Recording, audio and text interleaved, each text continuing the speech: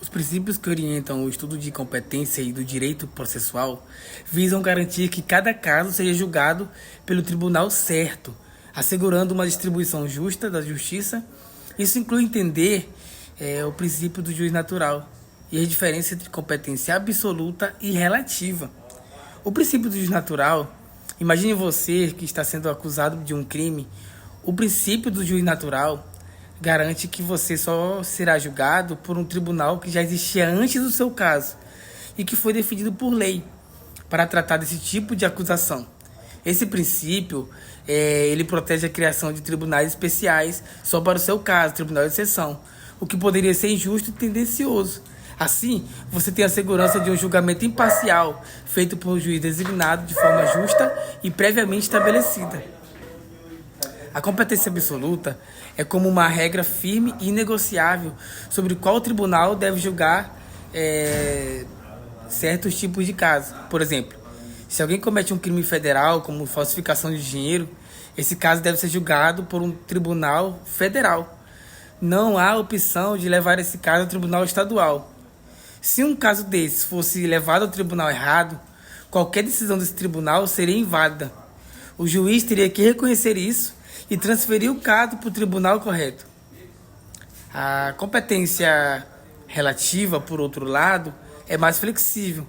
Suponha que você está processando alguém por quebra de contrato.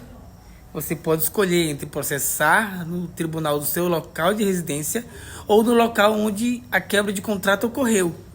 Se a outra parte não questionar a escolha de tribunal na hora certa, ela estará concordando com a sua escolha, mesmo que pudesse ter sugerido outro tribunal inicialmente. E como isso tudo acaba se relacionando?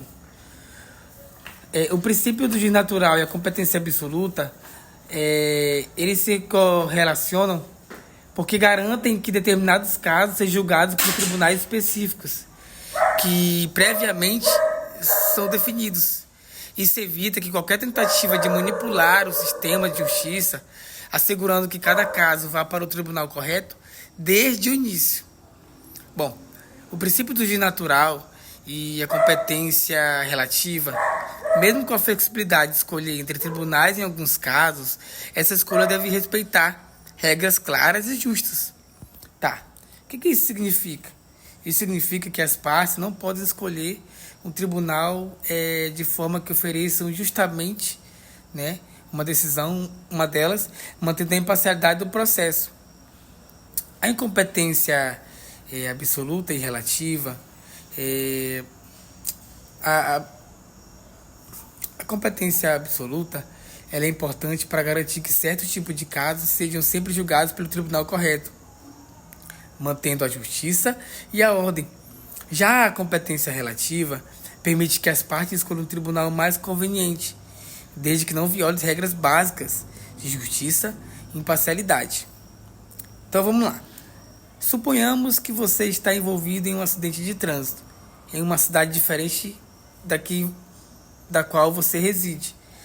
Você quer processar a outra pessoa envolvida no acidente. Nesse caso hipotético, você pode escolher processá-la no tribunal da cidade onde o acidente aconteceu ou no tribunal da própria cidade, se isso for mais conveniente. Essa é a competência relativa. No entanto, se o acidente envolvesse um diplomata estrangeiro, o caso teria que ir ao Tribunal Federal.